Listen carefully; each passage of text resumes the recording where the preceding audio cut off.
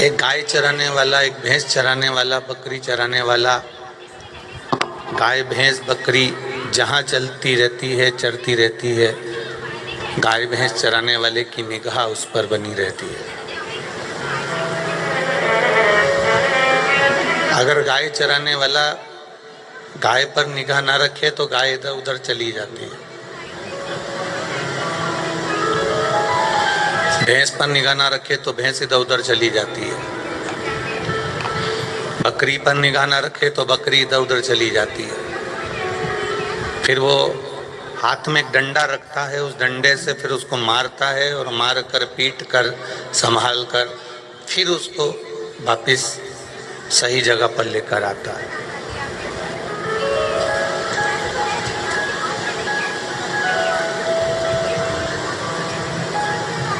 गाय पर से, भैंस पर से, बकरी पर से, बकरी चराने वाले की, गाय चराने वाले की निगाह हटी तो गाय कहीं दूसरी जगह चली जाती है।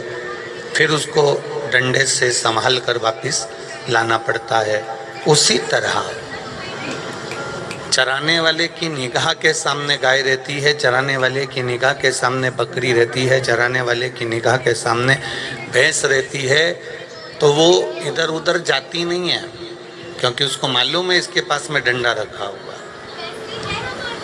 और वो डंडा पड़ेगा फिर वापस सही रास्ते पर आना पड़ेगा। चराने वाले की दृष्टि में गाय भैंस बकरी रहती है तो वो सही चरती रहती है। उसी तरह परमात्मा की दृष्टि में अपन रहते हैं तो संसार में सही चलते रहते हैं।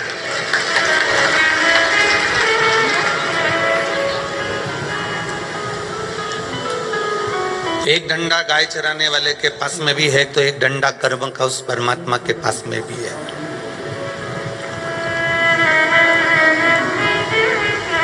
आप क्या सोचते हो कि कथा में आप पहुंचे हो?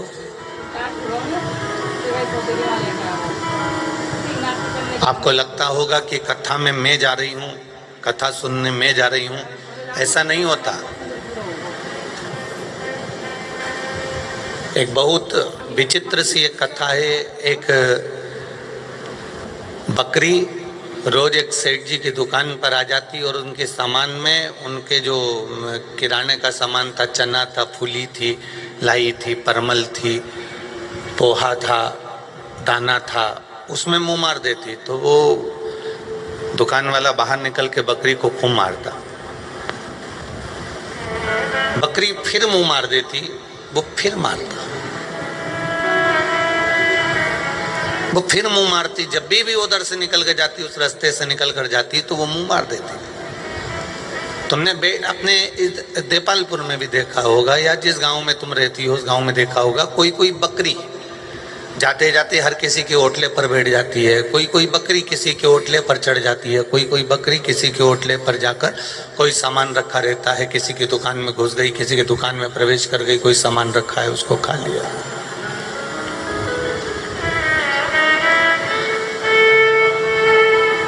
एक बार देव ऋषि नारद जी ने देखा कि ये बकरी इस दुकान में रोज प्रवेश करती है, इस दुकान में रोज जाती है, रोज मुंह झूठा कर लेती है, उसका सामान झूठा कर देती है, उसको फैला देती है और ये सेठ रोज उसको मारता है।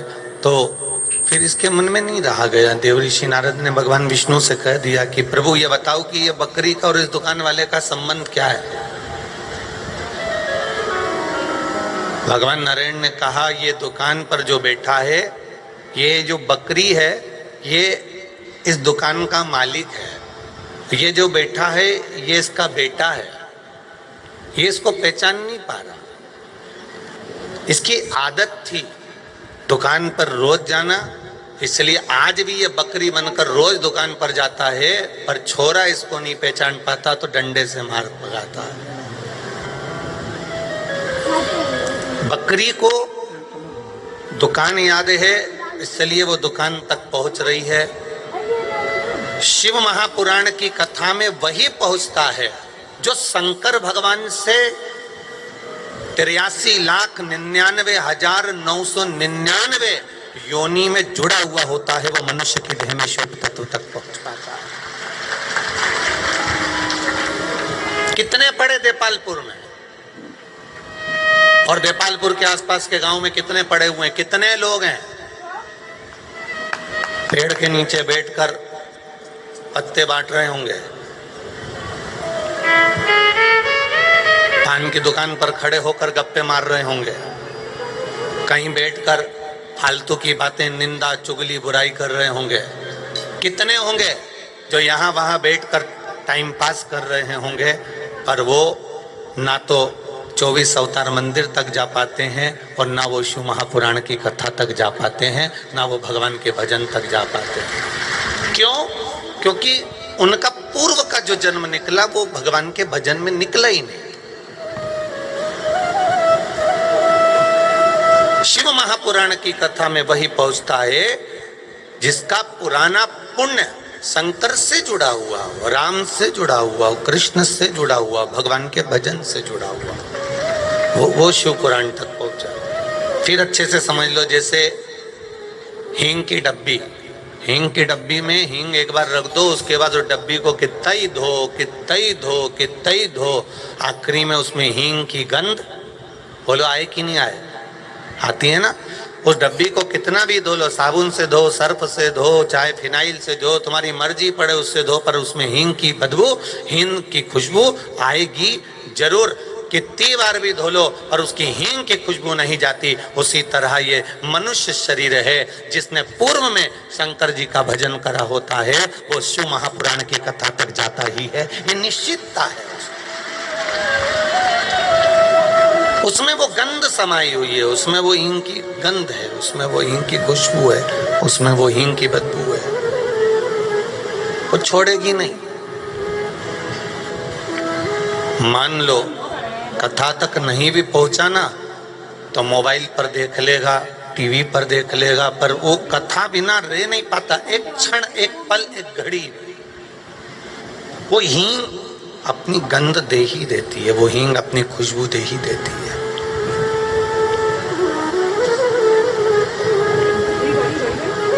आपको लगता होगा कि आप शिव महापुराण की कथा तक जा रहे हैं, तो ये आपकी गलत फहमी है। आपके पूर्व के कर्म, आपके पूर्व का भजन, आपके पूर्व का कीर्तन, आपके पूर्व का मंत्र जाप, आपके पूर्व का किया गया नाम जाप, आपके पूर्व का किया गया स्मरण आपको शिव महापुराण की कथा तक लेकर आता है, भगवान के भजन तक लेकर आता है। और भजन में बल क्या है? तुलसी बाबा ने भी लिख दिया, कलयुग केवल नाम आधारा, और सुमर सुमर नर उतरहि पारा। कलिकाल में नाम की परिभाषा को जानना है। एक वो चाबी रहती है ना, एक केवल अकेली चाबी, अकेली चाबी, तो वो कहीं पर भी खो सकती है, कहीं रखकर भूल सकते हो, कहीं रखी रह जाए, कहीं अलमारी पर रखी रह जाए, कहीं भूल जाओ, यहाँ आए तो यहीं भूल गई, अकेली चाबी। और मान लो उस चाबी को, उसमें एक गोल छल्ला डाल दिया जाता है, उस चाबी में एक अलग से एक किरिंग डाल दिया जाता है, एक कोई गुच्छा डाल दिया जाता है, कोई धागा बांध दिया जाता है, कोई डोरी बांध दी जाती है, कोई नाड़ा बांध दिया जाता है, कोई मोली बांध दी जाती है। क्यों? क्योंकि उस चाबी में अगर वो कपड़ा बांध दिया, उस चाबी में चिंदी बांध दी, उस चाबी में अगर धागा बांध दिया, उस चाबी में अगर मौली बांध दी, उस चाबी में गुच्छा बांध दिया या किरिंग बांध दिया या कोई छल्ला उस चाबी में बांध दिया, तो वो फिर खोएगी नहीं, अपने पास में बंदी की बंदी रहेगी, पर्स में डली की डली रहेगी, मेरे पास छुपी की छुपी रहेगी, वो फिर कहीं खोती नहीं है। उसी तरह चाबी में अगर चिंदी बांध दी जाए, चाबी में धागा बांध दिया जाए, तो वो चाबी खोती नहीं है। और जिसके हृदय में, जिसके गले में अगर रुद्राक्ष या तुलसी की माला बांध दी जाए, तो वो संसार सागर में फिर खोता नहीं। सिंगल चाबी होगी अकेली तो कहीं पर भी खो सकती है, रख गए तो भूल जाओगे, उसमें चिंदी बांध दो, उसमें कपड़ा बांध दो, उसमें धागा बांध दो, तो वो खूंटी पे टंगी रहेगी, कहीं आलिया में दरी रहेगी, कहीं कपड़ा के खूंटी पर वो टंगी हुई है। उसमें एक छोटा सा चिंदा, एक छोटी सी धागा, एक छोटी सी मौली, एक छोटा सा गुच्छा, एक छोटा सा किरिंग उसमें बांध दिया जाता है, जिससे वो चाबी बंदी रहे, और बंदी रहे तो कहीं टंगी रहे। उसी तरह हम अगर जब तक भगवान से लगे नहीं हैं, हम जब तक परमात्मा से लगे नहीं हैं, हम जब तक सत्संग से, संकीर्तन से, भजन से, कीर्तन से, मंत्र जाप से, स्मरण से लगे नहीं हैं, तब तक हम भी कहीं ना कहीं खो रहे हैं। काम में, लोभ में, आसक्ति में, वासना में, तृष्णा में, क्रोध में, हम कहीं ना कहीं खो रहे हैं। और एक बार अगर हमने अपने इस चाबी में, इस मन रूपी चाबी में, इस हृदय रूपी चाबी में, इस शरीर रूपी चाबी में एक रुद्राक्ष लाकर डाल दिया, एक भगवान का भजन लाकर डाल दिया, राम नाम, कृष्ण नाम, शिव नाम ले जाकर छोड़ दिया, तो फिर ये चाबी खोने वाली नहीं, फिर ये खूंटी पर परमात्मा के चरणों में टंगी ही रहेगी, फिर ये खोने वाली नहीं।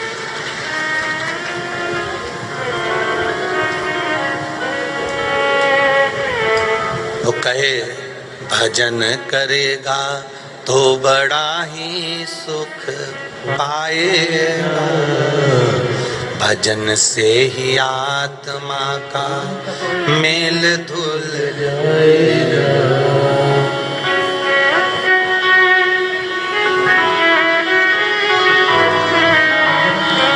मुक्ति का कोई तू जतन कर ले, अरे थोड़ा थोड़ा प्रभु का भजन कर ले, अरे थोड़ा थोड़ा प्रभु का भजन कर ले। भजन करेगा तो बड़ा ही सुख पाएगा। अर्थात ये चाबी भजन में लग गई, भजन करेगा तो बड़ा ही सुख पाएगा, भजन से ही आत्मा का मेल धुल जाएगा।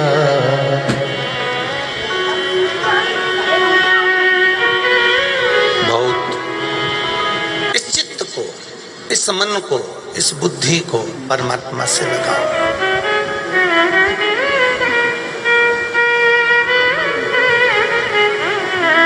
करो मुक्ति का कोई तू जतन कर ले, मुक्ति का कोई तू जतन कर ले, अरे थोड़ा थोड़ा प्रभु का भजन कर ले, थोड़ा थोड़ा प्रभु का भजन कर ले, हाँ थोड़ा थोड़ा शिव का भजन कर ले, रोज थोड़ा थोड़ा शिव का भजन कर ले।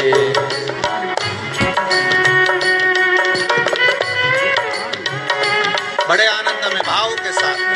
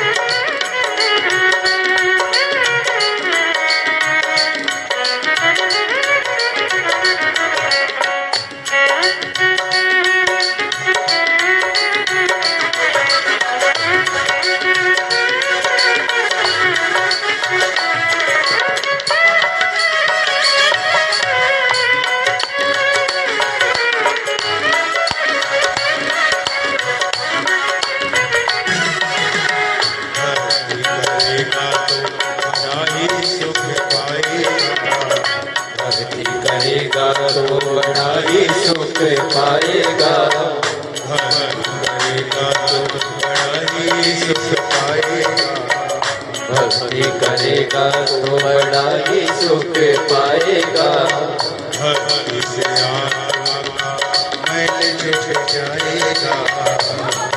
से आत्मा का मैल छूट जाएगा। आत्मा के साथ साथ मन कर ले, आत्मा के साथ साथ मन कर ले। थोड़ा थोड़ा हरि का भजन कर, रोज थोड़ा थोड़ा हरि का भजन करे। थोड़ा थोड़ा हरि का भजन कर, रोज थोड़ा थोड़ा हरि का भजन करे। मुक्ति का कोई तू जतन कर ले, मुक्ति का कोई तू जतन कर ले। थोड़ा थोड़ा हरि का भजन कर, रोज थोड़ा थोड़ा हरि का भजन करे।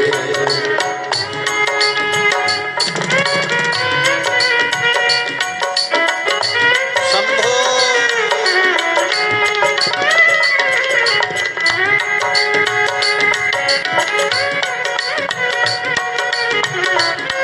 राधे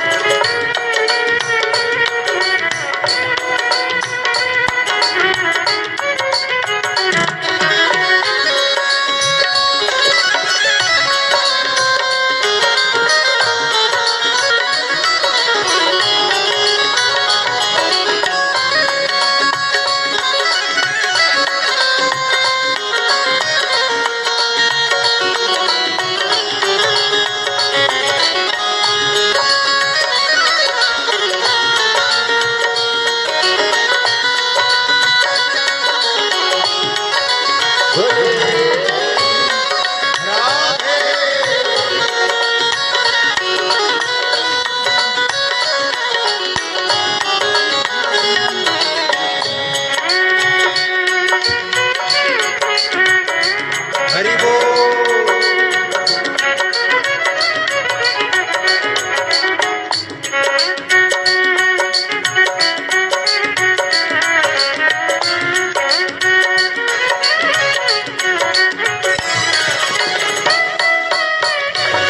आओ बड़े आनंद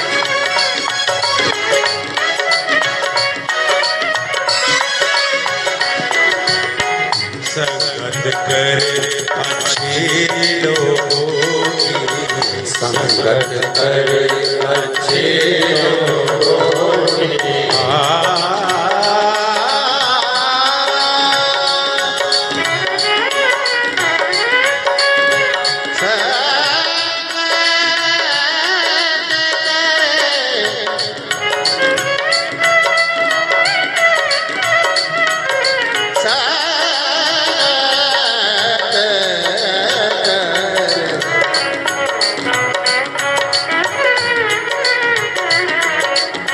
संगत करे अच्छे लोगों की, संगत करे अच्छे लोगों की। दवा मिलेगी सभी रोगों की, दवा मिल जाएगी सभी लोगों की। दवा मिल जाएगी सभी रोगों की। ओ दवा मिल जाएगी सभी रोगों की। ओ जिंदगी को अपनी चमन कर ले, ओ जिंदगी को अपनी चमन कर ले। रोज थोड़ा थोड़ा प्रभु का भजन कर ले। रोज थोड़ा थोड़ा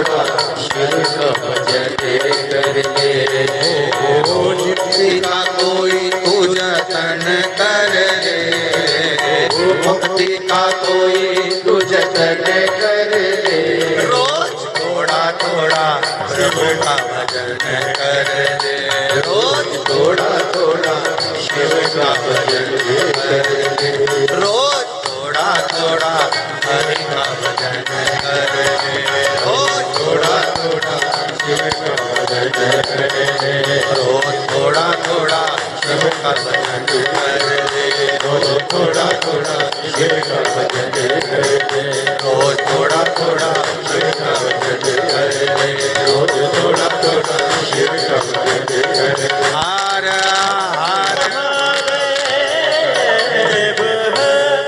अपने स्थान पर बैठकर भगवान देवाधिदेव महादेव से दिल से प्रार्थना करें।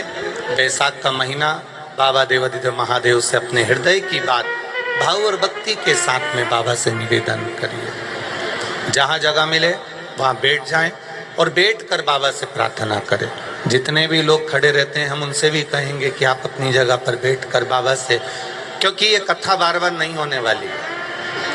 अब देपालपुर क्षेत्र में ये कथा मिल गई, अब 5 साल 7 साल योग लगे ना लगे वो कोई भरोसा नहीं।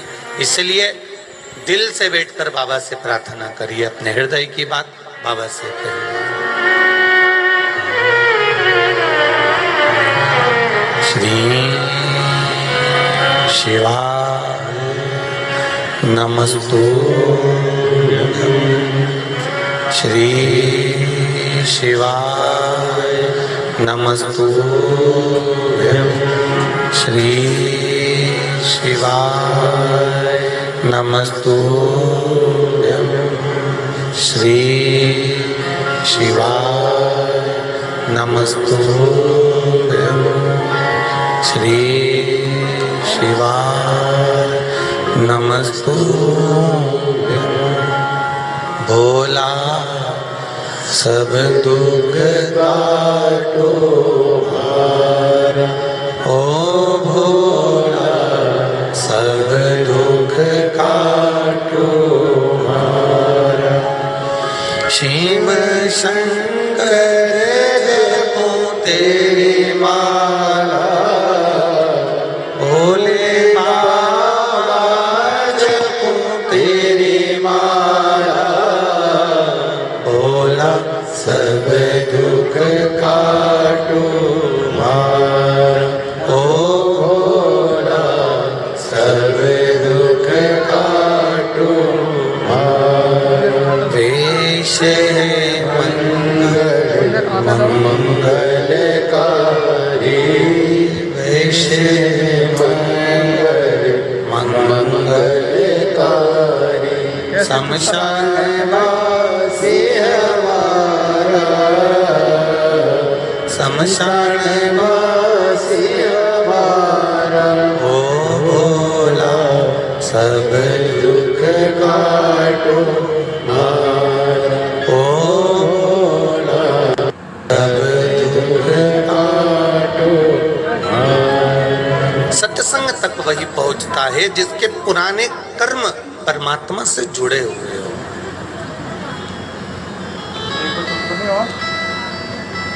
कहीं हमारा जीवन, कहीं हमारा भजन, कहीं हमारा कीर्तन पूर्व का करा होगा तो आज हम सत्संग में पहुंच गए, भगवान की कथा में पहुंच गए, भगवती स्मरण में पहुंच गए। शिव कथा कह रही है। मोबाइल में लगे रहते हैं। बिंदुक नाम का ब्राह्मण गलत कर्म करने वाला जब मरा, प्राण छूटे तो प्रेत योनि में पड़ गया।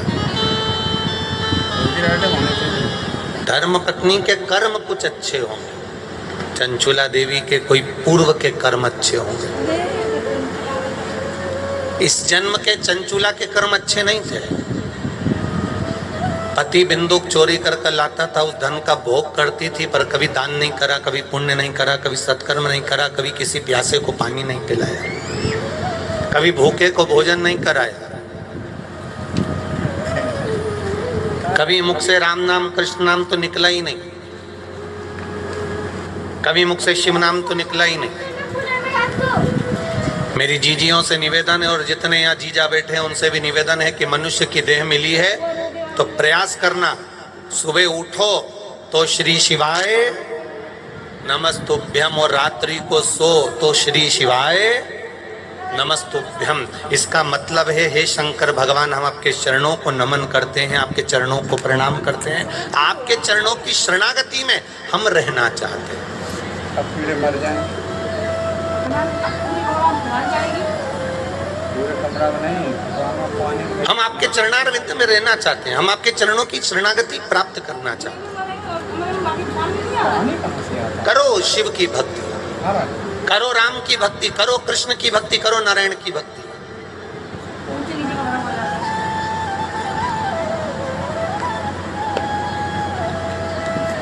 अब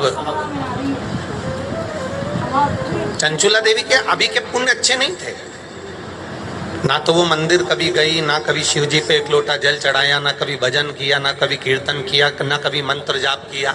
कोई कोई छोरी ऐसी होती है, कोई कोई छोरा ऐसा होता है, उसने उसका मन कभी भगवान में नहीं लगा, उसका मन कभी सत्संग में नहीं लगा, उसका मन कभी कई कई माताएं कह देती है हमारी बहू का रत्ती भर मन नहीं भगवान के भजन में, मेरी छोरी का बिल्कुल मन नहीं भगवान के भजन में, हमारा छोरा उसका एक रत्ती का मन नहीं भगवान का भजन में। कोई कोई छोरा छोरी ऐसा रहे जिनका मन भगवान में नहीं लगे, उनका मन केवल किटी पार्टी ने एंजॉय ने डिस्को ने खाओ पियो और नाली में खिसको, इसके सिवा उनका मन काय में लगे भी।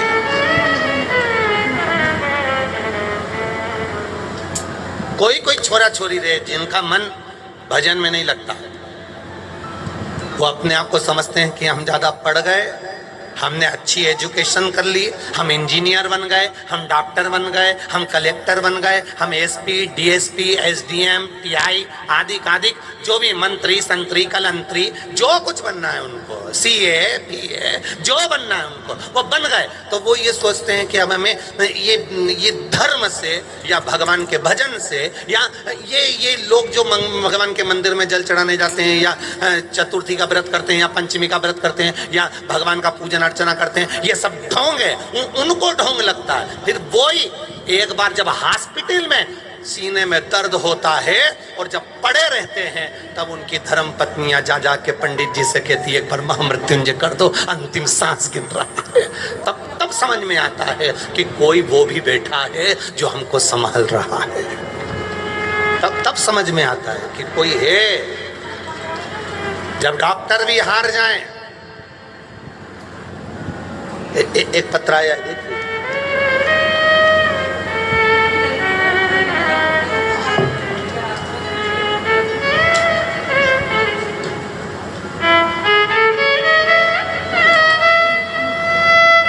मैं सपना छोटू परमार इंदौर लाल बाग से आई हूँ, कहीं बैठी हो तो हाथ हिलाइएगा।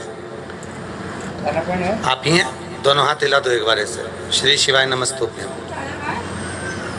मैं सपना छोटू परमार इंदौर लाल बाग से। गुरुजी, मेरे बेटे को 20 फरवरी 2023 को तेज बुखार आ गया, जिसके कारण वह खाना पीना सब बंद कर दिया। डॉक्टर साहब को दिखाया तो उन्होंने दवाइयाँ दे दी पर आराम नहीं लगा। बुखार 103 चढ़ गया। मेरा बेटा हल्के झटके लेने लगा और झटके कर करके बार बार जमीन पर गिरने लगा। हम बेबस हो गए और बर्फ के पानी से उसको नहलाने के बाद भी वही बुखार 103 चढ़ा रहा। डॉक्टर साहब को फ़ोन पर बताया तो उन्होंने कहा इसको भर्ती कर दो जल्दी से। तब हमने उसी समय मेरे पति ने बाबा महाकाल के चरणों को दंडवत करते हुए पशुपतिनाथ व्रत करने का मन में संकल्प ले लिया और बाबा से विनती कर कर शिव मंदिर से कपड़ा गीला कर कर उसके सिर पर रखा। थोड़ा सा बुखार तो उतरा पर आराम नहीं लगा। जब उसको हॉस्पिटल में लेकर गए, भर्ती करा। भर्ती करने के बाद उसकी जो वॉशरूम की स्थान है वहाँ पर सूजन आना प्रारंभ हो गया। जैसे जैसे जितने दिन तक वो हॉस्पिटल में पड़ा रहा उतने दिन तक उसके वॉशरूम वाले स्थान पर सूजन बढ़ती चली गई, बढ़ती चली गई, बढ़ती चली गई और वो सूजन इतनी बढ़ गई कि डॉक्टरों के द्वारा भी वो कम नहीं हो रही थी। इंजेक्शन लगाया, सब कुछ करा पर कम नहीं हुई। उस स्पेशलिस्ट बच्चे के स्पेशलिस्ट डॉक्टर को बुलाया गया और उनको दिखाया गया तो बताया कि इसका वॉशरूम के स्थान का जो हर्निया है वहाँ कुछ गांठ पड़ गई है और वो हर्निया इसका बेकार हो गया है, जिसके कारण बस इसका ऑपरेशन अभी की अभी करना पड़ेगा। 35,000 से 50,000 का खर्चा बताया गुरुदेव। 3 साल के बेटे का ऑपरेशन कैसे करवा दें, और इतनी तकलीफ क्या करा जाए। तब मेरे परिवार वालों ने कहा कि ये काम करते हैं, शिव महापुराण में बहुत सारे उपाय बताए हैं, अपन एक उपाय कर देखते हैं। गुरुदेव, शिव जी पर धतूरा रखकर जल चढ़ाने वाला उपाय आपने कथा में वर्णन किया था, वही उपाय करा और उस पानी को लेकर आए। वो पानी उसके शरीर पर पूरी दूर लगाना प्रारंभ करा। गुरुदेव, आधा घंटा निकला, उसके बाद उसकी दूसरी जांच करने के लिए जा रहे थे, तब दूसरी जांच में आया कि इसकी सूजन उतरना प्रारंभ हो गई, अब इसका ऑपरेशन की जरूरत नहीं है।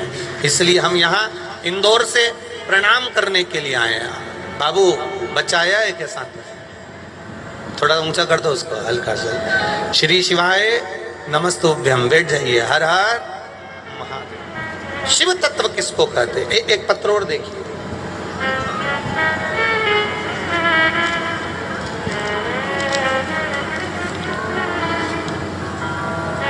बद्रीलाल जी, पिता नंदराम जी, जाति अहीर यादव, गांव बगरेट, तहसील बड़नागर, जिला उज्जैन। कहीं बैठे हो तो हाथ हिलाइएगा, कहीं बैठे हो तो हाथ हिलाइएगा।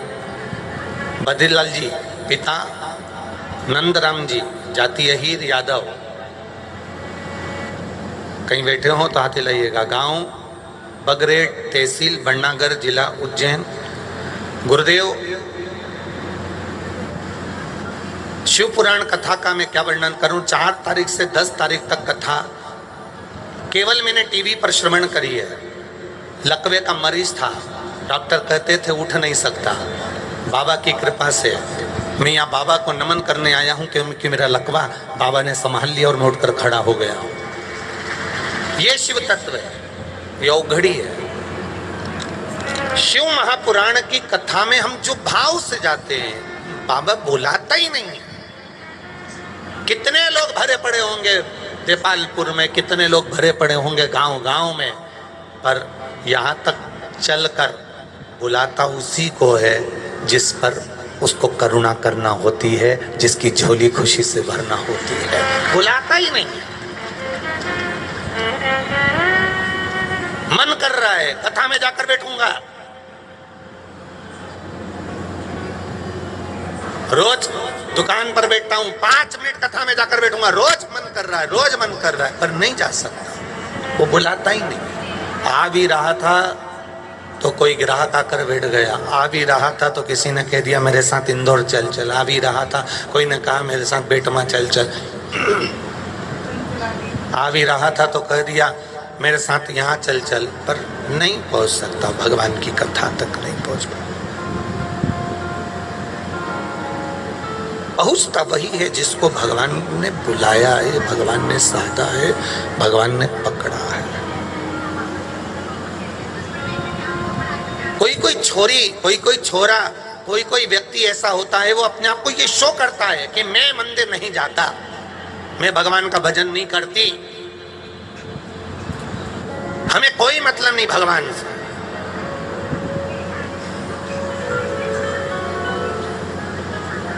और फिर दूसरे धर्म में जरा सा किसी ने, दूसरे धर्म के व्यक्ति ने कह दिया सिर पे कपड़ा रखो, तो इतनी सादगी से कपड़ा रखेगी कि इसके बराबर दुनिया में कोई ढोंगन ही नहीं होगी। सनातन धर्म बुरा लग रहा है, हिंदू धर्म बुरा लग रहा है, और दूसरे धर्म में प्रवेश करने की जब बारी आई तो तुरंत हम नहीं मानते भगवान को, हम नहीं मानते इसको, हम नहीं मानते उसको, हम एजुकेटेड व्यक्ति हैं, तो एजुकेटेड ऊपर नहीं जाए। तुम्हारी पढ़ाई की डिग्री, तुम्हारे पास में सीए, इंजीनियर, डॉक्टर, कलेक्टर, सारी डिग्रियां तुम्हारी केवल यहीं देखी जाएगी। ऊपर तो भजन की डिग्री देखी जाएगी कि भजन क्या करा।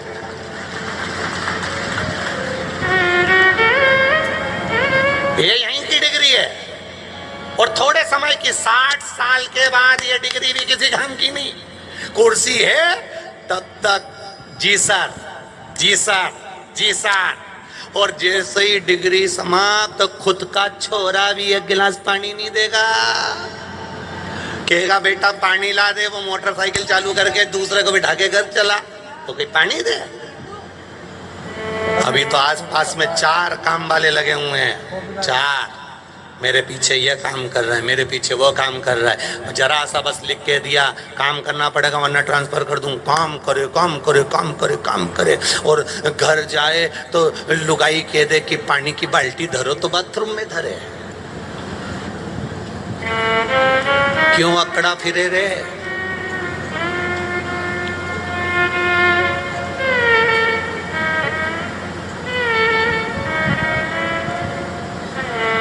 बहुत तूफान में, बहुत आंधी में कश्ती डूब जाती है, और बहुत अहंकार में अच्छी अच्छी हस्ती डूब जाती है। किस अहंकार में हम जीने का प्रयास कर रहे हैं? कोई कहता है ये मंदिर, वो चंचुला देवी मंदिर नहीं जाती थी, चंचुला देवी कभी शिव जी का भजन नहीं करती थी, चंचुला देवी कभी भगवान का गुणगान नहीं करती थी, चंचुला देवी कभी भगवान का भजन नहीं करती थी, कभी नहीं करा उसने भजन, कभी नहीं करा उसने स्मरण, कभी नहीं। तो किसी ने पूछा, ना तो ये मंदिर गई, ना भजन करा, ना कीर्तन करा, ना मंत्र जाप करा, ना स्मरण करा, ना कीर्तन करा, फिर भी इसके घर में कोई कमी नहीं, गाड़ी है, बंगला है, जमीन है, जायदाद है, दौलत है, सत्ता है। कोई छोरी भगवान का भजन भी नहीं करे, कोई बहु मंदिर भी नहीं जाए, तो भी इतना अच्छा ससुराल मिल जाए, इतना अच्छा घर मिल जाए, न गाड़ी, न बंगला, न पति, न जमीन, न जायदाद, सब अच्छा मिला। कारण क्या है? शिव महापुराण कहती है ये आज का कारण नहीं, ये पूर्व में जो तुमने पुण्य करा था वो आज मिल गया। आज कर जाओगे फिर मिलेगा, नहीं कर गए तो यही देपालपुर में कटोरा लेके चौराहे पर खड़े मिल जाओगे। पुण्य की पूंजी बढ़ाई, पुण्य की पूंजी।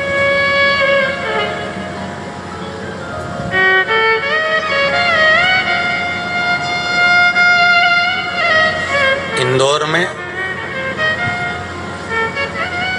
राजवाड़ा के आसपास में कई भिखारी, भिक्षुक, भीख मांगने वाले कटोरा लिए कांच बजाते, गाड़ी में आवाज लगाते, देव देव देव देव। ये कांच नहीं बजा रहे हैं, ये कांच नहीं बजा रहे हैं कि हमको पैसा दो, ये कांच बजाकर तुम्हें सीख दे रहे हैं कि पहले हमको भी भगवान ने खूब दिया था, परंतु हमने किसी प्यासे को एक बूंद पानी नहीं पिलाया। पहले भगवान ने हमको भी दिया था, हमने किसी भूखे को कभी भोजन नहीं कराया, इसलिए आज चौराहे चौराहे पर भीख मांगते फिर रहे हैं और तेरे कांच बजा बजा कर तुझको ज्ञान दे रहे हैं कि तू ऐसी गलती मत कर जाना, ये गलती मत करना जिंदगी में।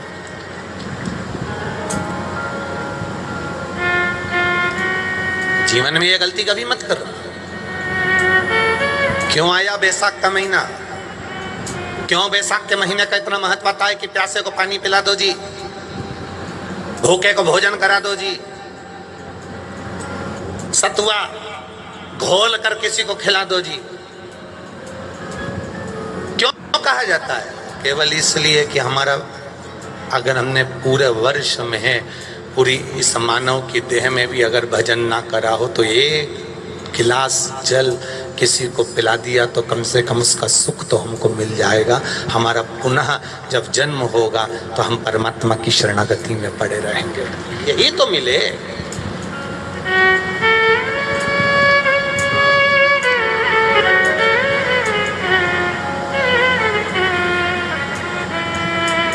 भजन किया, स्मरण किया, संकीर्तन किया।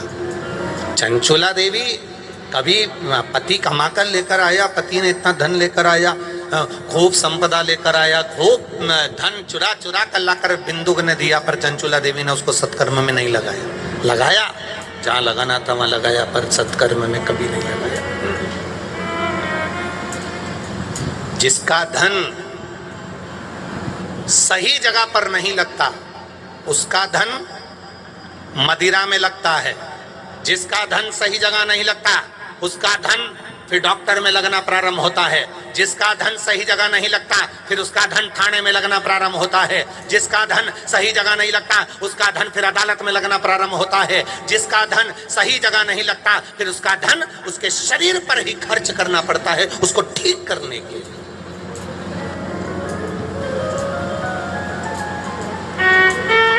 हम ये नहीं कहेंगे कि तुम करोड़ों की दौलत तुम्हारी दान करिए, बिल्कुल मत करो, आप किसी को मत दो, परंतु इतना निवेदन जरूर है कि तुम्हारे यहाँ अगर कोई अतिथि के रूप में आ जाए, कोई तुम्हारे यहाँ आकर दरवाजे पर बैठ जाए, तो मेरी घर की बहू और बेटों से निवेदन है उससे एक बार पानी की जरूर पूछ लेना। काका जी पानी ला दूं क्या, मामा जी पानी ला दूं क्या। अतिथि देवो भव।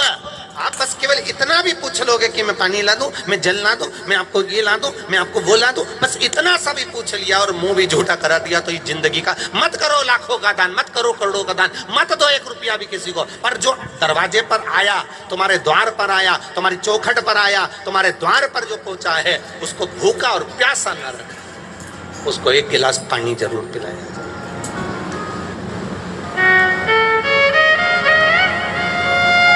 भजन करो, स्मरण करो।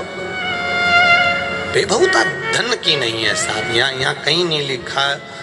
किसी पुराण में एक जगह पर भी वेद व्यास जी ने नहीं लिखा कि यहाँ करोड़ों का दान करना, कि संपदा करना, कि तुम दौलत बनाना, कि धन देना, कि सत्ता देना, कि वैभव देना। वेद व्यास जी ने पूरी पुराणों में एक चीज जरूर लिखी है कि कहीं अगर पानी नहीं हो तो कहीं कुआं खुदवा देना, कहीं अगर फुलवारी ना हो तो फूल का बगीचा लगा देना, कहीं फल वाले वृक्ष ना हो तो फल वाले वृक्ष लगा देना, कहीं अगर धूप पड़ रही हो तो उनको ठहरने के लिए कहीं छांव करा देना। ये वेद व्यास जी ने नहीं लिखा कि यहाँ पर तुम्हें इतना धन देना है या दौलत देना है, सत्ता देना है, वैभव देना है, पैसा देना है। ये वेद व्यास जी नहीं लिख रहा है। वेद व्यास जी लिख रहे हैं कि किसी प्यासे को पानी पिला दो, किसी भूखे को भोजन करा दो, इससे बढ़कर कोई सुख नहीं संसार का।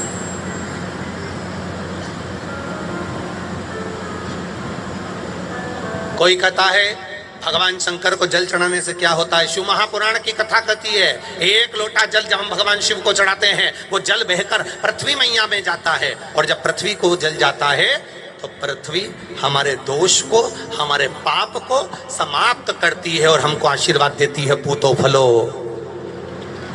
पृथ्वी हमको आशीर्वाद देती है, भूमि वसुंधरा हमको आशीर्वाद देती है कि पूतो फलो।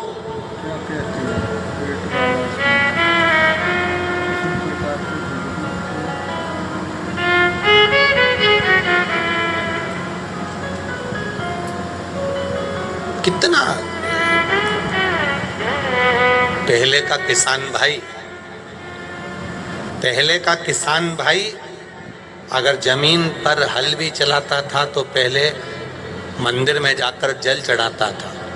चढ़ा हुआ जल पात्र में झेल कर लाता था, अपनी जमीन पर छींटता था, हल पर छींटता था, अपने बैलों पर छींटता था, उसके बाद हल चलाना प्रारंभ करता था। तो जमीन भी बीज इतना देती थी कि व्यक्ति 4 गुना फल प्राप्त कर लेता था।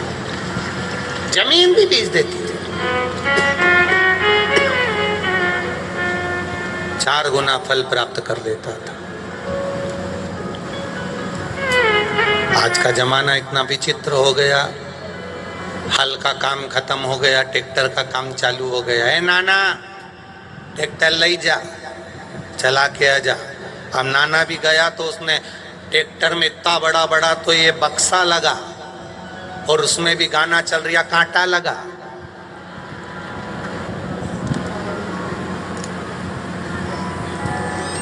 झूठ बोल रहे क्या, सत्य बताना हुआ सही है कि गलत है। जितनी जगह ये यहाँ कथा हो रही है ना, यहाँ पर भी फसल बोए जब ट्रैक्टर चले तो इतना आवाज ट्रैक्टर भुड़ भुड़ करे और गाना दूसरा वो रोड पे चल रही है, मही सुनाई देने कांटा लगा, मही सुनाई दे। एक ट्रैक्टर में भजन नहीं बजे, एक ट्रैक्टर में भी चलाने वाला भी बस गाना लगाए, कांटा लगा कांटा लगा कांटा लगा। तो भूमि मैया ने भी फसल दी तो उनने भी तुमको कांटा लगा। उन्हें भी कह दिया बीज तो खड़ा होगा, फसल तैयार होगी, बोते बोते भोजन करते करते भजन करोगे तो अन्न जो अंदर गया है वो भी आपको पुण्यमय बना देगा। भोजन बनाते बनाते भजन करोगे तो रोटी सब्जी भी तुमको पुण्य दे जाएगी। जमीन बोते हुए, जमीन में बीज डालते समय, जमीन में हल चलाते समय भजन करोगे तो जमीन भी फल दे देगी। और मालूम पड़ा तुमने कांटा लगा और स्पीकर चल रहा, ट्रैक्टर चल रहा और चलते चलते चलते चलते जमीन में तुमने बीज तो बो दिया, अब उसके बाद में तुमने बोला कांटा लगा, अब उसने भी कहा तू फसल बो दे, बीज तैयार कर दे, फसल भी अच्छी आई, दिख भी रही है, हरी भरी है, और जो काटने का समय आया न ऊपर से जो टपकाया सब अब रोता फिरे कांटा लगा।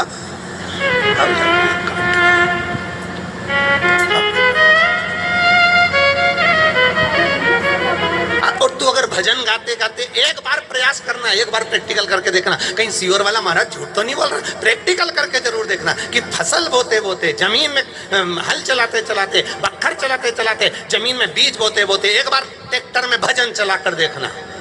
भजन चलाओ, श्री शिवाय नमस्तुभ्यं, राम राम राम सीता राम, हरे कृष्ण हरे राम। एक बार ट्रैक्टर में भजन चला के फिर बीज बोकर देखना, ऊपर वाला सब दूर पानी बरसाएगा और फसल तेरी बिगड़ने नहीं देगा, ऐसी फसल देगा कि आनंद कर जाएगा। आनंद वो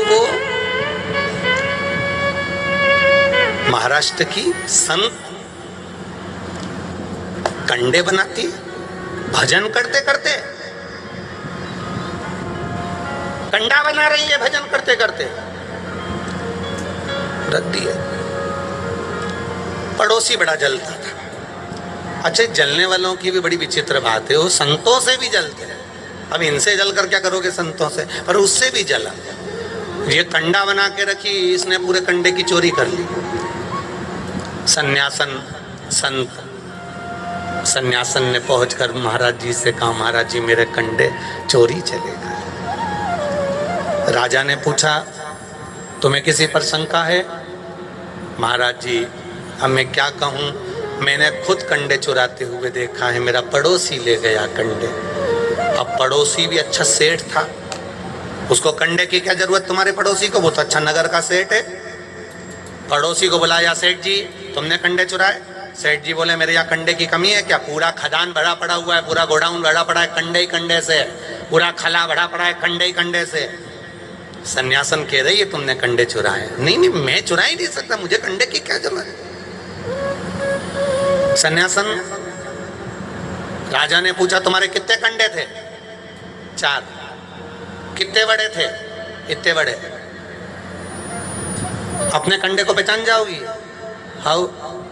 अब सेठ जी भी इतना चतुर था, उसने सन्यासन जितने बड़े कंडे बनाती थी उसने उतने ही बड़े कंडे बनवाकर पूरा खला भर रखा था। अब 4 कंडे सन्यासन पहचाने तो पहचाने कैसे? राजा ने कहा चलो सेठ जी गाड़ी में भरकर पूरे कंडे लेकर राजभवन में आइए, सन्यासन कंडे पहचान, तेरा कंडा कौन सा है? सन्यासन ने देखा कंडे पहचान में नहीं आ रहे, एक जैसे कंडे लग रहे थे। सन्यासन को लगा मैं कंडा बनाती थी गोबर का तो भजन गाती थी। सन्यासन ने एक एक कंडे को कान से लगाया, फेंकती जाए, कान से लगाया, फेंकती जाए, कान से लगाया, उठाकर इधर रख लिया, फिर फेंका, फिर फेंका। 4 कंडे सन्यासन ने उठाकर बाजू में रख लिए। राजा ने पूछा तुमने अपने कंडे पहचान लिए? आओ ये रखे 4 कंडे, तुम कैसे कह सकती हो कि 4 कंडे तुम्हारे हैं? सन्यासन ने कहा मैं कंडे बनाते बनाते भजन करती थी, मेरे कंडे में भी राम नाम और कृष्ण नाम की आवाज आ रही है, आप सुन सकते हो। कंडा राजा के हाथ में आया और राजा ने कंडे को जब कान से लगाया तो उसमें आवाज आ रही थी विठ्ठल पांडुरंगा विठ्ठल, पांडुरंगा विठ्ठल, श्री हरि विठ्ठल, विठ्ठल विठ्ठल, नारायण नारायण। कंडे में से आवाज आ रही थी। राजा ने उस सन्यासन के चरण पकड़ लिए, तेरी भक्ति बड़ी अविरल है, जो कंडे में भी राम नाम और कृष्ण नाम की आवाज आ जाए, वो भक्ति कितनी प्रबल होगी, वो भजन कितना प्रबल होगा। हल चलाओ भजन करते हुए, बीज बो भजन करते हुए।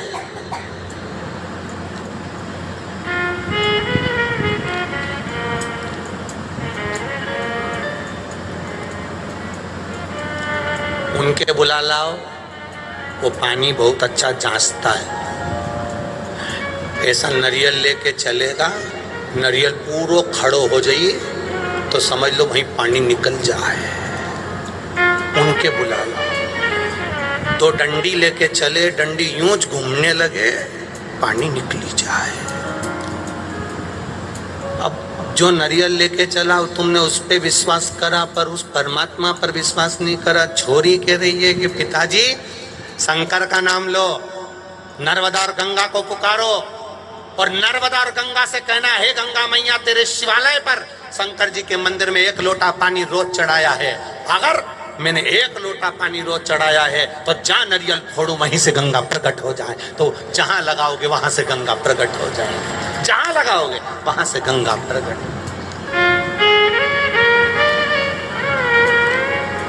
भजन करेगा तो बड़ा ही सुख पाएगा, भजन से ही आत्मा का मैंने धुल जाएगा। अरे मुक्ति का कोई तू जतन कर ले रोज थोड़ा थोड़ा प्रभु शिव का भजन कर ले। करो, भगवान का भजन करो, भक्ति करो, स्मरण करो, कीर्तन करो, मंत्र जाओ, करोगे मिलेगा।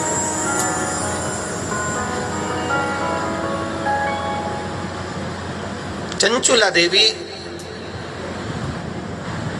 इस जन्म में भजन नहीं कर पाई थी, पर पूर्व के भजन का सुख था इसलिए काशी में चली गई।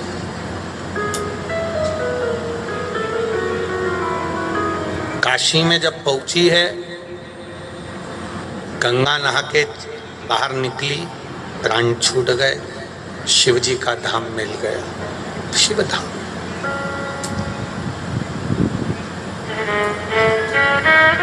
कोई पुण्य था चंचुला देवी का, इसलिए काशी में पहुंच गई। अगर पुण्य नहीं होता तो काशी में नहीं पहुंच पाती।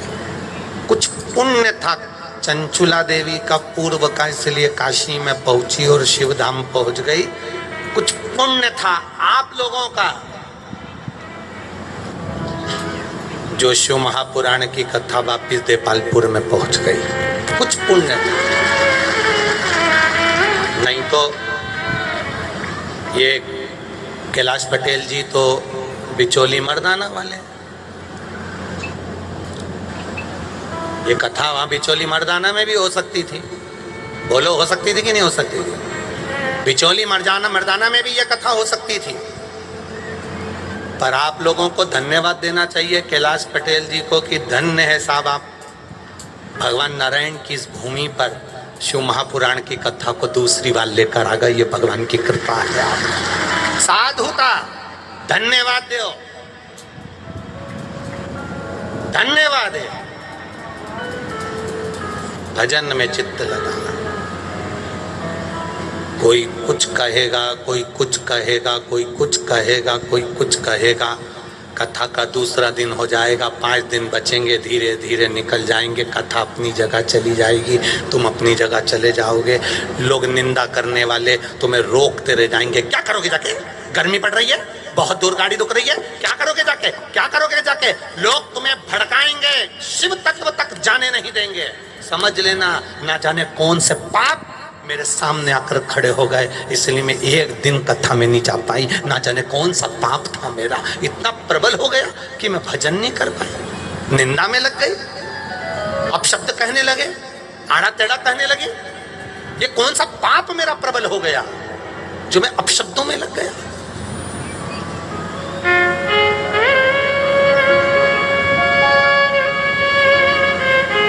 कौन सा ये प्रबल था पाप की।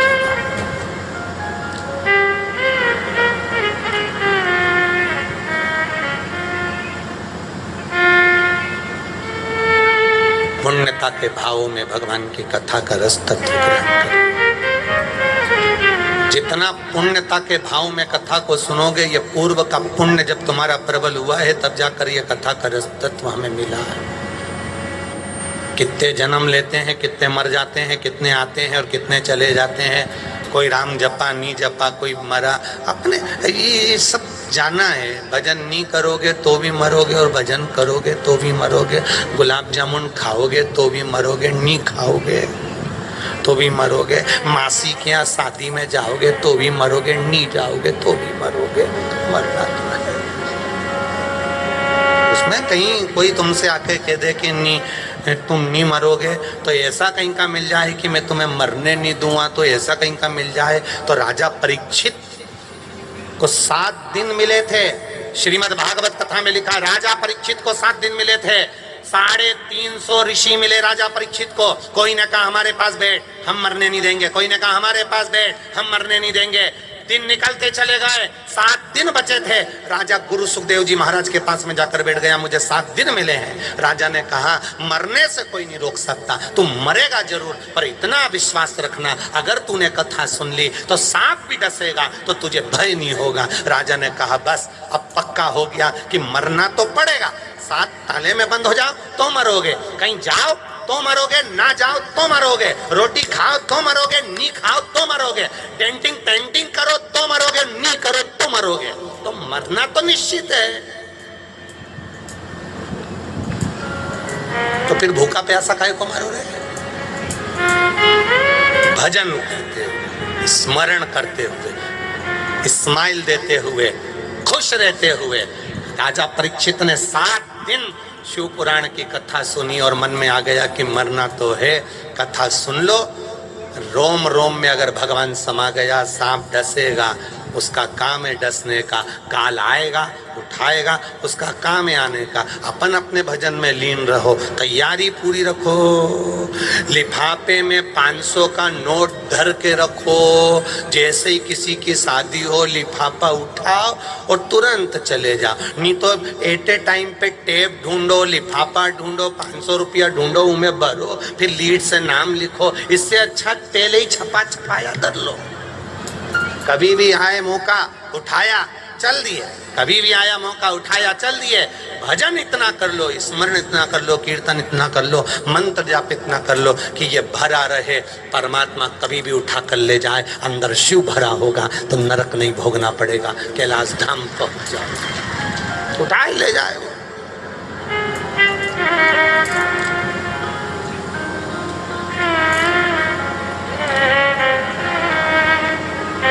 शिव कथा कह रहे।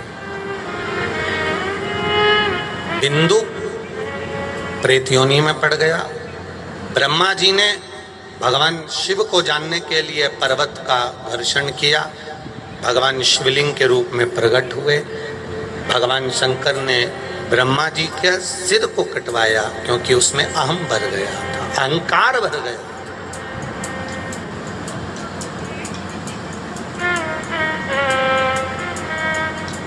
अभिमान भरा हुआ है उसमें, अभिमान।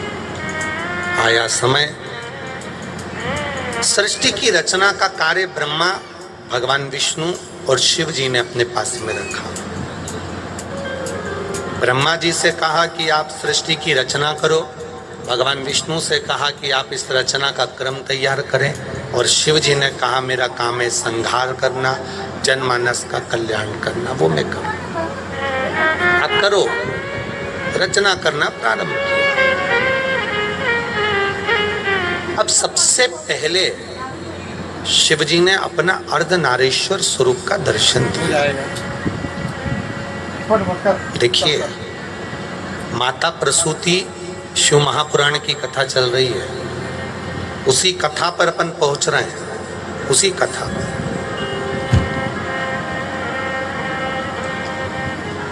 ब्रह्मा जी ने सृष्टि की रचना करी। शिव जी से पूछा कि मैं सृष्टि तो बना दूंगा, पर इस सृष्टि का निर्माण कैसे करना है? शंकर भगवान ने कहा कि आधे पुरुष बना दो, आधे स्त्री बना दो। अब इनको लगा कि एक ही शरीर में आधा पुरुष आधा स्त्री बनाना है, तो इन्होंने आधा पुरुष आधा स्त्री बनाने के चक्कर में किन्नर को उत्पन्न कर दिया। पूरी पृथ्वी पर सबसे ज्यादा मात्रा में थे तो किन्नर ही किन्नर थे, ना पुरुष था ना स्त्री थी। पूरे ब्रह्मांड में ना पुरुष ना स्त्री, केवल किन्नर।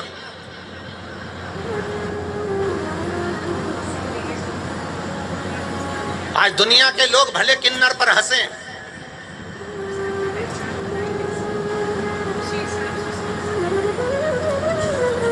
आज दुनिया के लोग भले किन्नर पर आक्षेप लगाएं, उंगलियां उठाएं, राड़ा टेढ़ा बोले, पर शिव महापुराण की कथा में वर्णन आता है कि ब्रह्मा जी ने सबसे पहले किन्नर की सृष्टि बनाई थी। इसलिए इस पृथ्वी पर सबसे पहला हक किन्नरों का होता है। हमारे शुभ कार्य में वो आते हैं, अपना थोड़ा सा हिस्सा लेकर चले जाते हैं और अपना आशीर्वाद हमारे घर के बच्चों को देकर चले जाते हैं।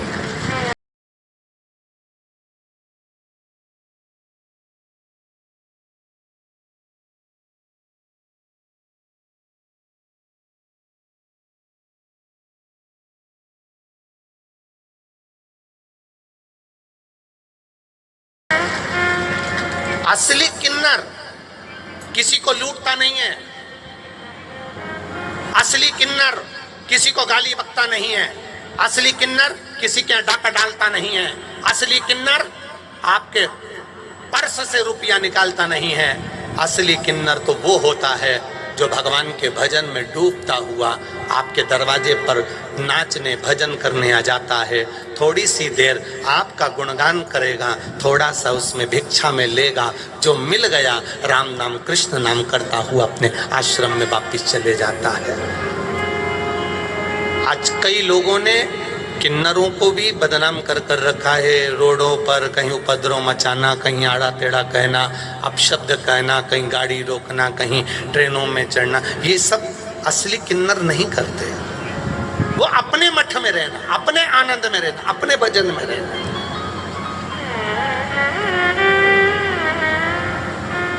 संपूर्ण सृष्टि किन्नर की थी, जो ब्रह्मा जी ने रची थी। संपूर्ण सृष्टि, इसमें एक पुरुष नहीं था, एक स्त्री नहीं थी। पूरी पृथ्वी पर किन्नर ही किन्नर थे, ना पुरुष ना स्त्री। भगवान ब्रह्मा और भगवान विष्णु नीचे आए तो देखा कि यहाँ तो गजब हो गया, किन्नर ही किन्नर ऐसा है।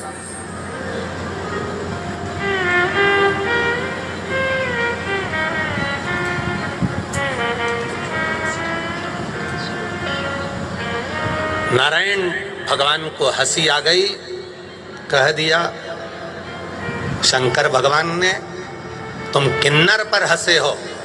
शिव महापुराण की कथा कहती है कोई विकलांग है उसको देखकर हंसना नहीं, शरीर में रोग है उसको देखकर हंसना नहीं, कोई बहुत दुर्बल है उसको देखकर हंसना नहीं, कोई बहुत मोटा है उसको देखकर हंसना नहीं, किसी के शरीर में कष्ट है उसको देखकर हंसना नहीं, कोई कुरूप है उसको देखकर हंसना नहीं। किसी को भी भगवान के बनाई हुई सृष्टि में किसी मनुष्य पर, किसी मनुष्य को कभी हंसना नहीं चाहिए। क्यों? भगवान की कथा कहती है भगवान नारायण किन्नर को देखकर हंसे थे तो शंकर भगवान भी मन में सोच लिए, ए नारायण भगवान तुम किन्नर को देखकर हंसे हो, कृष्ण अवतार में तुम्हें एक बार किन्नर बनना पड़ेगा। और बने, भगवान कृष्ण को बनना पड़ा।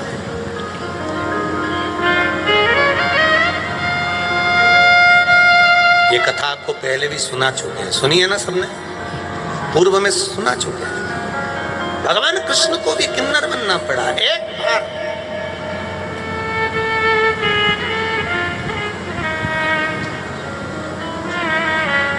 जब अर्जुन वन में गए और उलूपी के साथ में उनका विवाह हो गया, युद्ध के मैदान में, युद्ध में कुरुक्षेत्र की भूमि में देवी को बलि देना थी। कौरवों की ओर से एक बलि आई, पर पांडवों की ओर से कौन बलि दे? रावण को बुलाया। रावण की बलि देवे तो उसने कहा मैं बिना विवाह के नहीं मरना चाहता, क्योंकि कुंवारा अगर कोई मर जाता है बिना शादी के, अगर कोई मर जाता है बिना विवाह के, अगर कोई मर गया तो ना तो उसको तर्पण मिलता है, ना तिलांजलि मिलती है, ना उसका भोजन मिलता है, ना उसको कुछ प्राप्त होता है। कुंवारी अवस्था में मर गया तो इसको ना तर्पण मिलेगा, ना तिलांजलि मिलेगी, ना भोजन मिलेगा, ना अन्न भाग मिलेगा, ना कुछ मिलेगा। कुंवारे का तो पिंड भी बड़ी मुश्किल से प्राप्त होता है।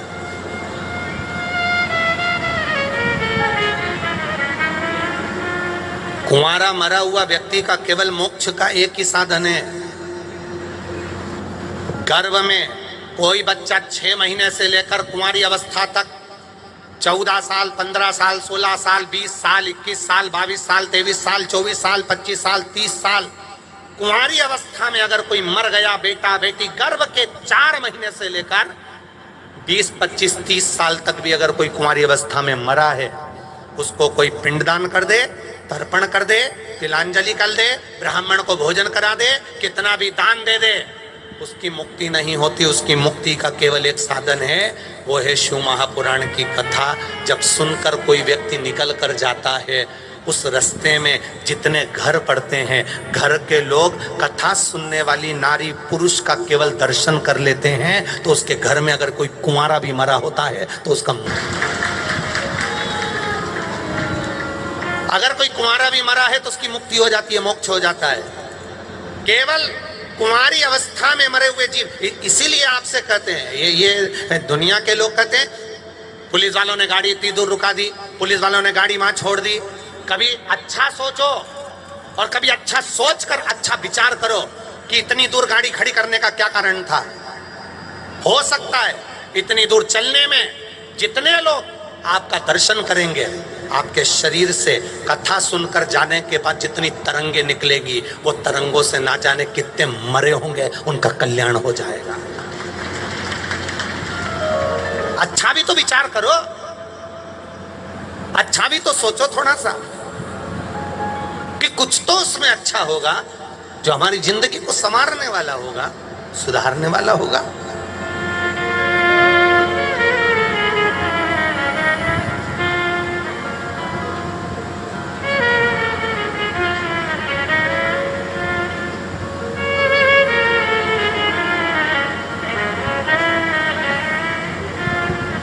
पानी की व्यवस्था सही नहीं है, इसकी व्यवस्था सही नहीं है, उसकी व्यवस्था सही नहीं है, तो तुम क्या कर रहे हो? तुम भी एक टैंकर लगा दो, तुम भी तो व्यवस्था कर सकते हो, तुम भी तो सनातन धर्म के पोषक हो, तुम भी तो भजन करने वाले हो, तुम भी तो कीर्तन करने वाले हो, तुम भी तो मंत्र जाप करने वाले हो, तुम भी तो धर्म हो।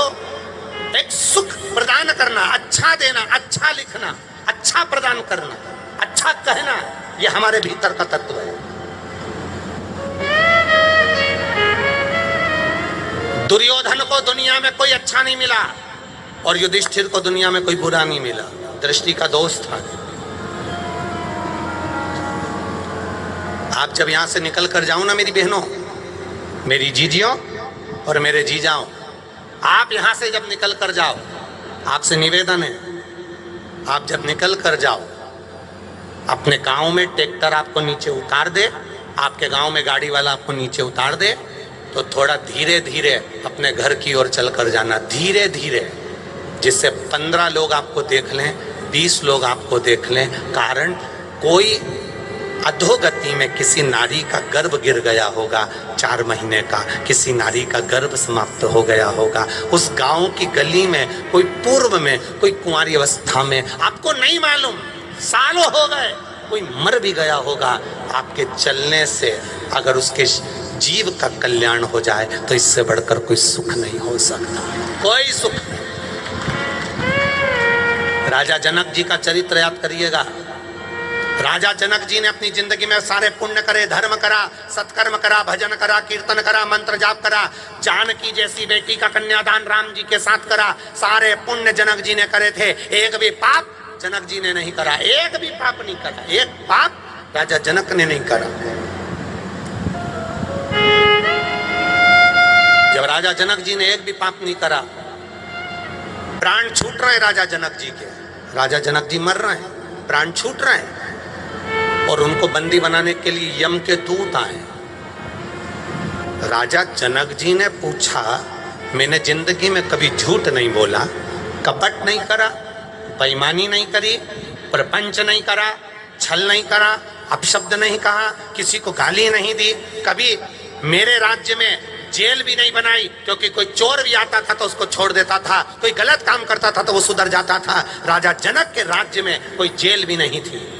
तो फिर मेरे चेले हैं सुखदेव जी महाराज, जिसने श्रीमद् भागवत कथा का वाचन किया, जैसा मेरा चेला क्या गुरु ऐसा होगा? फिर मुझे ये यमदूत लेने क्यों आए हैं? तो यमदूतों ने कहा, हमको नहीं मालूम, आप हमारे साथ चलना पड़ेगा आपको। यमदूत राजा जनक जी को लेकर जब चले तो राजा जनक जी ने राजा धर्मराज से पूछा कि मैंने कौन सा पाप करा जो मुझे बैकुंठ की जगह नरक के रास्ते से लाया जा रहा है। धर्मराज ने कहा, आपने एक गलत काम कर दिया था। कौन सा? एक बार आप रथ में बैठकर जा रहे थे, रास्ते में एक गाय खड़ी थी, रास्ते में एक गाय खड़ी थी। राजा जनक, आपने एक रथ पर बैठकर जाते जाते गाय खड़ी थी और आपने अपने सैनिकों से कह दिया कि गाय को हटाओ। गाय को जाना इधर था, सैनिकों ने भगा उधर दिया, रास्ता चेंज कर दिया। इसलिए तुम्हें भी जाना था बैकुंठ में, तुम्हारा रास्ता चेंज हो गया, तुम्हें नरक से जाना पड़ा। अब नरक में से राजा जनक निकल कर जा रहे थे तो नरक में जितने पापी बंधे हुए थे सब कारागार में पड़े हुए थे। राजा जनक जैसे ही गए तो राजा जनक के जाने से सारे पापी चिल्लाने लगे, महाराज हमको छोड़कर मत जाना, महाराज हमको छोड़कर मत जाना, महाराज हमको छोड़कर मत जाना। राजा जनक जी ने धर्मराज से पूछा, ये कौन है? तो कहा, ये सब पापी हैं, नरक का भोग भोग रहे हैं, तो ये मुझे क्यों रोक रहे हैं? मुझे रोकने का कारण क्या है?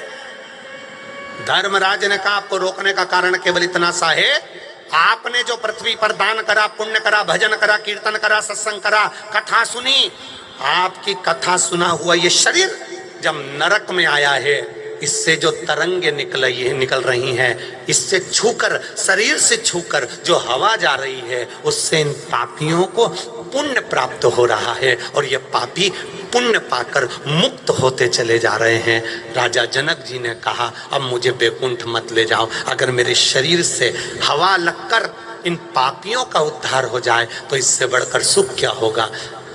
देवताओं ने हाथ जोड़ लिए राजा जनक जी के, आपके जैसा पुण्य वाला कोई नहीं होगा। तो मेरी जीजियों, आपके शरीर से हवा लगकर अगर कोई पापी का भी कल्याण हो जाए ना, तो समझना कि दुनिया की सबसे बड़ी पुण्यात्मा आप हो।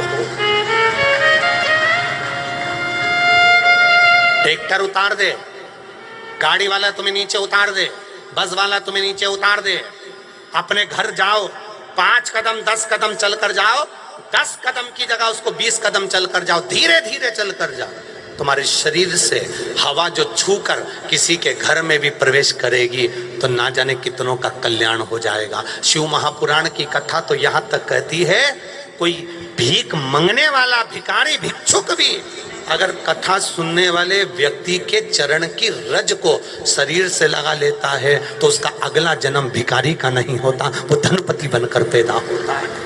यहां तक शिव तत्व कर रहा है।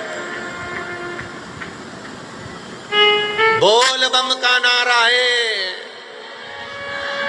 आवाज नहीं आई, बोल बम का नारा है, उसके सहारे पर जी। अपने जीवन में पुण्य करने का मौका मिल जाए तो कर लो, अपने जीवन में अच्छा कर्म करने का मौका मिल जाए कर लो। इस शरीर से जो तरंग निकलेगी वो तरंग भी ना जाने कितने जीवों का कल्याण कर देगी, कितने जीवों का।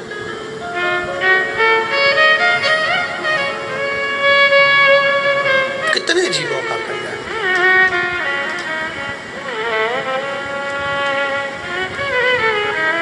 किसी दुर्बल को देखकर मत हंसना, किसी मोटे को देखकर नहीं हंसना, किसी कुरूप को देखकर नहीं हंसना, किसी विकलांग को देखकर मत हंसना, किसी बीमार व्यक्ति को देखकर मत हंसना, किसी ऐसे व्यक्ति को देखकर मत हंसना, कोई कर्जे में हो गया उस पर हंसी मत उड़ाना, कोई डूब गया उसको हंसी मत उड़ाना, कोई मर रहा है उस पर मत हंसना, किसी का शरीर में रोग हो गया, उसको देखकर मत हंसना, ताने मत कसना।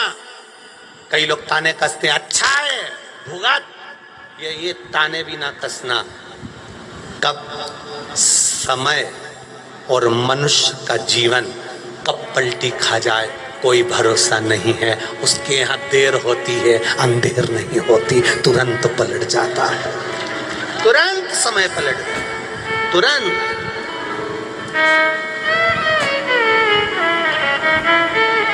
तो वो एक लाइन आप लोग गुनगुनाते रहते हो, कभी प्यासे को पानी पिलाया नहीं, अमृत पिलाने से क्या फायदा।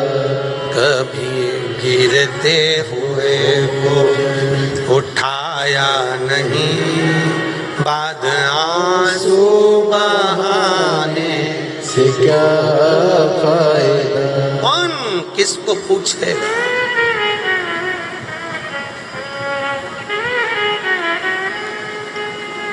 जब तक तुम्हारा शरीर चले और जब तक तुम्हारे घर में चले, तब तक तीरथ कर लो, कथा सुन लो, दान कर लो, पुण्य कर लो। जिस दिन शरीर चलना बंद हो जाएगा, तीरथ नहीं जा पाओगे, शिव महापुराण की कथा में नहीं जा पाओगे, और जब तक तुम्हारी चल रही है तब तक दान पुण्य कर लो, क्योंकि जब तुम्हारी नहीं चलेगी और तुम्हारे बच्चों की चलेगी तब तुम दान भी नहीं कर पाओगे। शरीर चले तीरथ कर लो, तुम्हारी चले दान कर लो, फिर नहीं कर पाओगे। ये शरीर नहीं चलेगा तो गाड़ी इतनी दूर छोड़ दे तो तुम पैदल चल सकते हो इतना? अरे बोलो बोलो, जम के बोलो, नहीं चल सकते। आज पाँव चल रहा है, शरीर चल रहा है, तो कथा में बैठे हो। शरीर चले और तुम्हारे घर में चले तब तक तीरथ करो, शरीर चले और तुम्हारे घर में चले तब तक दान पुण्य सत्कर्म भजन करो।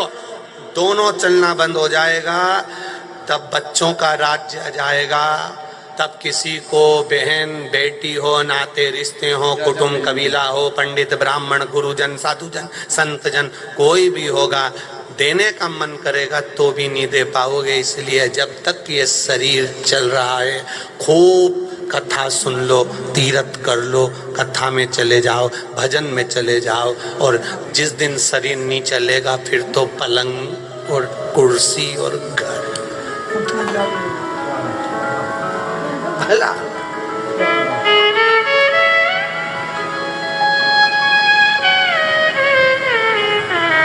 तुम्हारी चले जब तक खूब पुण्य करो, मन के मर्जी के रहो। मैं तो चली वृंदावन राणा, मेरे तो भाग जगे, तेरे महलों में आग लगे। मंदिर चले जाओ, पड़ोस में भजन हो, बैठ जाओ। तुम्हें कुछ नहीं आए ना तो भी भजन में बैठ जाओ। वो गाएंगे तो अपन सुनेंगे, थोड़ा बहुत तो मुंह से बोल देंगे, तांबा का अंडा तातो धरो नीनाय भोला नीला के। हमारे यहाँ पहले बुजुर्ग माताएं थी, सीहोर में बड़े सुंदर गाती थी महाराज। वो भी बस एक भजन गाती थी तो 20 मिनट निकालती थी एक भजन। सीरी सात नारायण मारा दाची रोजी को भोग सीरी मेवा को परसा। भगवान भी सोचता था कब खत्म करेगी सत्यनारायण। नहीं आता ना भजन में बैठ जाओ। बहुत एक बहरा व्यक्ति सुनाई नहीं दे उसको, पूरा बहरा, मशीन से भी सुनाई नहीं दे, और कथा में सबसे आगे जाके बैठे और महाराज कथा के और मुंडी हिलाए।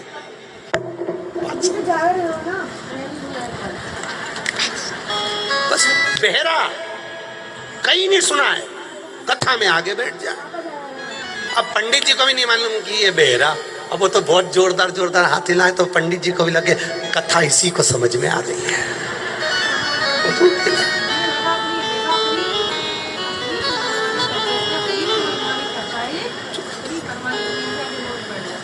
और जैसे भजन चालू और सब उठे तो बेहरा तो बेहरा, उसको मालूम ही नहीं कि भजन चालू हुई के बाद तो देख ले कि उठ गए सब, ये भी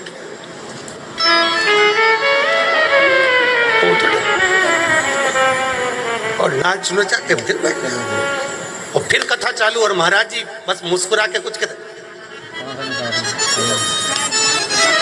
अब 3 दिन कथा के निकल गए। अब महाराज जी ने जब शाम को कहीं चाय वाय पीने गए तो उन्होंने कहा इतना सारा लोग कथा में एरिया है, पर आगे आगे एक दादा बैठे नहीं पीला साफा बांध के, क्या जोरदार पूरी कथा बस उन्हीं के समझ में एरी ने, बाकी का सब तो नीचे। इतना में गांव का एक व्यक्ति बोल दिया काय की सुने बेरा भरे, काय की सुने वे तो बेरा।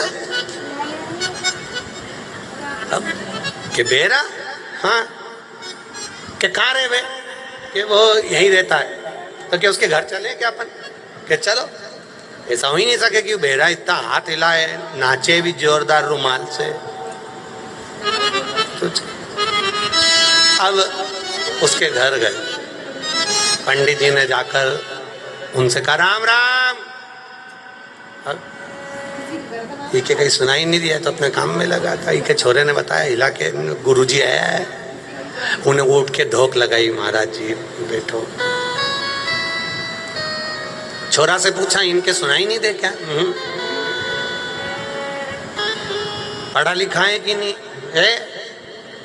पढ़े लिखे हाँ, पर सुनाई नहीं देता। अच्छा, गुरुजी ने स्लेट पर लिख कर दिया कि तुम्हें सुनाई नहीं देता तो तुम कथा में आगे आगे बैठते हो और हाथ हिलाते हो, नाचते हो, ये काहे के लिए करते हो? जब तुम्हें कुछ सुनाई तो देता ही नहीं है तो फिर कथा में काहे के लिए आते हो?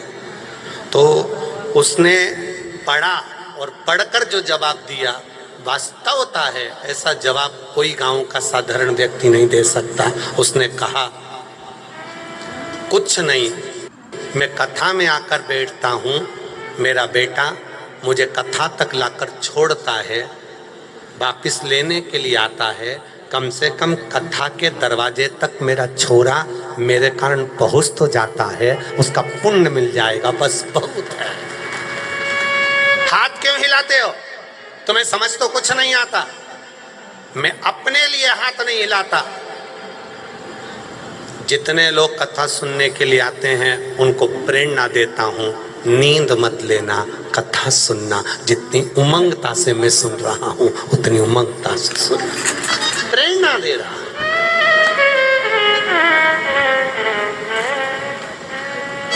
किन्नरों की सृष्टि उत्पन्न कर दी। वो किन्नरों की सृष्टि किस काम की?